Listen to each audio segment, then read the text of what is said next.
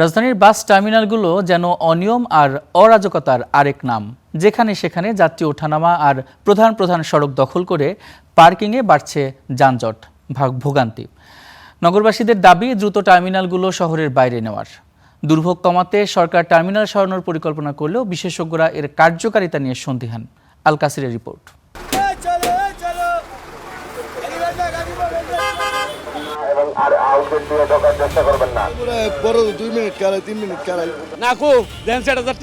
ওই জায়গায় কারণ নিষেধ বুঝেন নাই।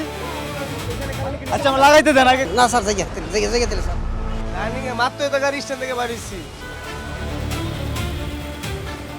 রাজধানীর মহাখালী বাস টার্মিনাল।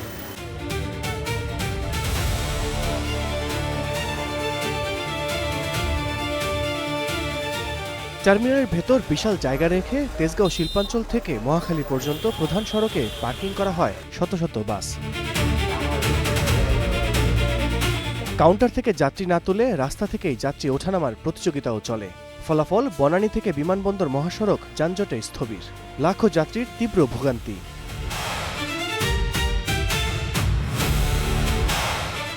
অনিয়ম ঠেকাতে রাস্তায় ট্রাফিক পুলিশ, কমিউনিটি পুলিশের তৎপরতা থাকলেও তা থোড়াই কেয়ার করেন পরিবহন মালিক, শ্রমিকরা। কাউন্টার ভিতরে বাইরে থেকে কেন যাত্রী তুলতেছেন? বাইরে তো না, মনে করেন আমার গাড়িগুলো বাইরে তো না, যাত্রী উঠে বুঝছেন টুকটাক। ওই জায়গায় শৌখিন খাড়া রয়েছে, আমি একদম জ্যামে আছি বুঝেন নাই, প্যাকেট রাস্তা বন্ধ তাই উড়ে লইলাম। এইটা ভাই হার নাই, গাড়ি নিয়ে এসে পড়ছি, ক্লিয়ার হয়েছে ভাই টান দিয়ে পড়ছি। দেখেন 10 মিনিট দাঁড়ায় কিরম বাইরে বাইরে করতে হয়, আমাকে যানজট ছাড়াইতে হয়। কিছু অপরাধ হয় যে সিলি অপরাধ, হয়তো একটা যাত্রী উঠাবে বা একজন বৃদ্ধ মহিলা উঠবে বা একজন রোগী উঠাবে, ওই ক্ষেত্রে আমরা একটু এক্সকিউজ করি। আদারওয়াইজ আমরা গাড়িগুলো ধরে প্রসিকিউশন দিই। তারপরে যে এমন হয় গাড়ি রেখে ড্রাইভার চলে গেছে, ড্রাইভার আমি খুঁজে পেলাম না, সেক্ষেত্রে আমরা রেখারের মাধ্যমে সেটা ডাম্পিং স্টেশনে পাঠিয়ে দিই।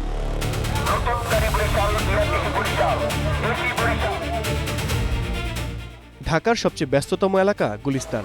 ফুলবাড়িয়া বাস টার্মিনাল ঘিরে রাত দিন বাস মালিক, শ্রমিকদের অরাজকতা। গোলাপশাহ মাজার থেকে শুরু করে বংশাল হয়ে তাঁতিবাজার পর্যন্ত রাস্তার দুই পাশেই পার্কিং করে রাখা বাস। একে তো টার্মিনালের ভেতরে জায়গা কম, তার উপর কোনো বাস কোম্পানির নিজস্ব পার্কিং নেই। ইচ্ছামতো যাত্রী ওঠানামার কারণে নাজেহাল মানুষ। গাড়ি রানিংয়ে থাকে, তার উপর যাত্রীরা তাড়াতাড়ি করে উঠাইতে হয়, সার্জনে ধরে এই করে, বিভিন্ন ধরনের সমস্যা হয়। গুলিস্তানের থেকে যদি পরিবহন বাইর করে দেয় তাহলে যানজট কমে যাবে। প্রত্যেক কোম্পানির লাইনম্যান থাকে, ওই লাইনম্যানরা মিলা জুলা রাস্তাটা ক্লিয়ার করে ফেলা। এখানে এই কাউন্টারগুলো কখনো সরানো হয় নাই।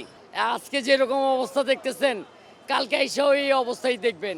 আমাদের একটা নির্দিষ্ট জায়গা চাই, যেখানে আমরা নির্দিষ্টভাবে গাড়ি পার্কিং করতে পারি, নির্দিষ্ট জায়গা থেকে যাত্রী নিতে পারি। টার্মিনাল ঘিরে সমস্যার সমাধানে এগুলো সরানোর উদ্যোগ নিতে যাচ্ছে সরকার।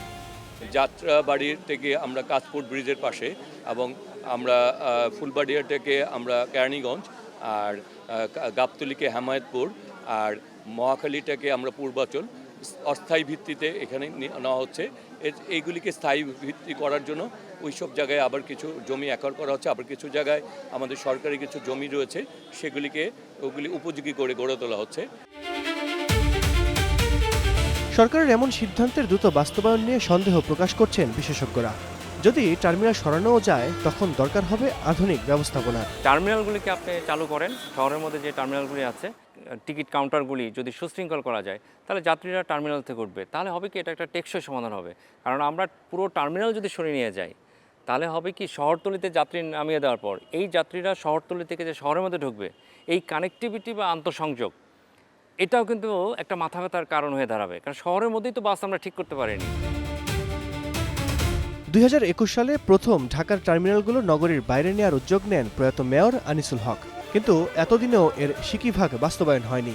এখন বিএনপি সরকার এ নিয়ে কি সমাধান দেয়, সেটি দেখার বিষয়। আল কাসির, স্টার নিউজ, ঢাকা।